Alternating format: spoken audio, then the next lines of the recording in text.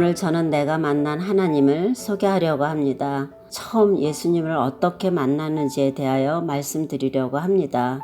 저는 불신자였습니다. 23살에 기독교 집안의 아들을 만나 결혼했습니다. 분홍빛 신혼의 꿈을 꿀 여유조차도 없이 바로 첫 딸이 태어났고 함께 사는 시부모님의 시집살이는 너무나 힘에 버거웠습니다. 그런가 하면 남편은 출장 간다 하면서 외박을 자주 하였고 하루 종일 집안일에 지쳐있는 저로서는 주일에 교회 가는 것은 나에게 달갑지가 않았습니다. 결혼 초에는 시어르신들이 어려워서 교회를 나가다가 둘째 딸이 태어나면서부터는 거의 교회를 가지 않았습니다. 그러던 어느 날 결혼 8년 되던 해에 남편은 분가에서 나가 살자고 저에게 말했어요. 과연 따로 나가 살 수 있을까? 6개월 정도 집안의 분위기는 살얼음판 같은 시간들을 보낸 끝에 이사를 하게 되었습니다. 우리 네 식구만 산다는 자유함과 이제는 교회를 안 가도 된다는 자유함에 너무 행복한 시간을 보냈습니다. 그런데 우리끼리 살면서 알게 된 일이지만 남편에게는 심한 의처증이 있었습니다. 이웃 아저씨한테 안녕하시냐고 인사하는 날이면 그날은 출근을 안 하고 하루 종일 상식 이하의 상상을 하며 내 속을 뒤집어 놓고 자기 멋대로 언어 폭력을 하고 때로는 너무 무섭게 행동을 했습니다. 그런 와중에 3층에 사시는 여전도사님이 이사한 첫날부터 저를 만나면 교회 가자고 전도를 해왔습니다. 하나님 하자도 싫은 나는 단호히 거절했고 여전히 불안한 생활을 계속했습니다. 그러다가 어느 날 남편 친구 가족들과 내장산 단풍놀이를 가던 중 휴게소에서 잠시 쉬는 시간이 있었는데 갑자기 남편의 얼굴빛이 하얗게 되면서 나에게 소리를 지르며 차에 빨리 타라고 소리를 질렀습니다.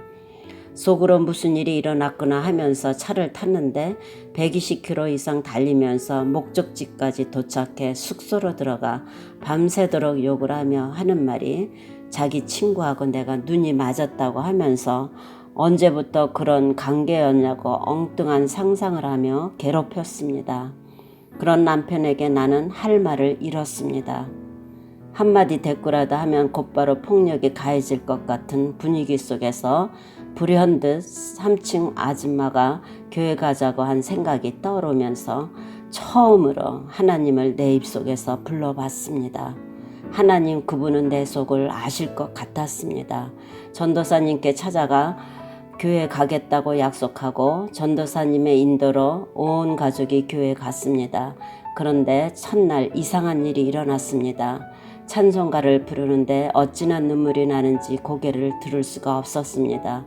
그 이후 1개월 후에 부흥회에 참석했는데 모두 10번의 집회 시간이 있었습니다.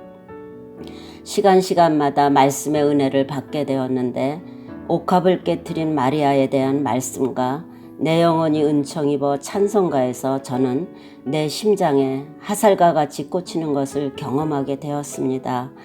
특별히 목요일 밤 통성 기도 시간에 얼마나 많이 울고 회개를 했는지 긴 시간이 간 것도 모르고 눈을 떠보니 나 혼자만 남아 있었습니다. 그날 밤 저는 예수님을 만났습니다. 집으로 돌아가 마지막 새벽 기도회를 기다리며 잠이 들었는데 꿈속에서 예수님의 얼굴을 보았습니다. 저는 그날을 평생 잊지 못합니다. 그 후로부터 교회 가는 것을 사모하게 되었고 부흥에 이어서 새벽 기도를 시작하게 되었습니다. 남편의 핍박이 가해오기 시작했고 의심하는 마음은 더욱 심해졌습니다. 그러나 예수님을 만난 기쁨이 너무나 컸기 때문에 남편의 의처증은 나를 올가매지 못했습니다. 가족 중심의 이기적인 삶에서 벗어나 이웃의 어려움을 함께 나누는 마음을 주시고 예수님의 사랑을 전하는 뜨거운 열정이 내가 아닌 누군가 나를 인도하는 강력한 힘이 있었습니다. 구원의 확신을 가진 후부터 나의 삶이 완전히 변해갔습니다. 세상 이야기가 아닌 하나님 이야기로 화제를 모았고 아이들 학교에 대한 열심을 끊고 교회에 열심히 봉사하며 무엇보다도 예수님을 믿지 않는 사람들을 만나면 꼭 한 번만 교회 와보라고 전도하였습니다. 예수님을 영접한 이후부터 저의 삶은 너무나 평안하고 행복했습니다. 찬송가 주 예수보다도 귀한 것은 없네. 가사 그대로 저희 입술에는 그 고백이 부끄러움 없이 나오는 고백이 되었습니다. 제가 태어나서 제일 행복했던 순간은 인격적인 예수님을 만나는 일이었습니다. 예수님 때문에 용서를 배웠고 남편 때문에 예수님을 믿게 된 것이 너무나 감사했습니다. 그리고 사랑과 용서를 실천하게 되었습니다. 세월이 많이 흘러 생각해보니 남편의 병이 언제 나았는지 오랜 옛 이야기가 되었습니다. 창세기 47장 9절 하반절에 야곱이 바로에게 험악한 세월을 보내었나이다 라고 한 말이 생각납니다. 인생의 후반전을 살면서 벼랑 끝에 서 있을 때가 어디 한두 번이었을까요? 그 순간마다 주님이 함께 하셨습니다. 지금도 여전히 광야길을 가고 있지만 주님이 함께 하시기 때문에 문제가 저를 누르지 못합니다. 왜냐하면 문제보다 더 크신 하나님을 바라보기 때문입니다. 그리고 무엇보다도 영생을 얻었기에 만일 오늘 밤이라도 이 세상을 떠난다면 천국에 들어간다는 것을 확신하고 있기 때문에 저는 행복합니다. 아멘.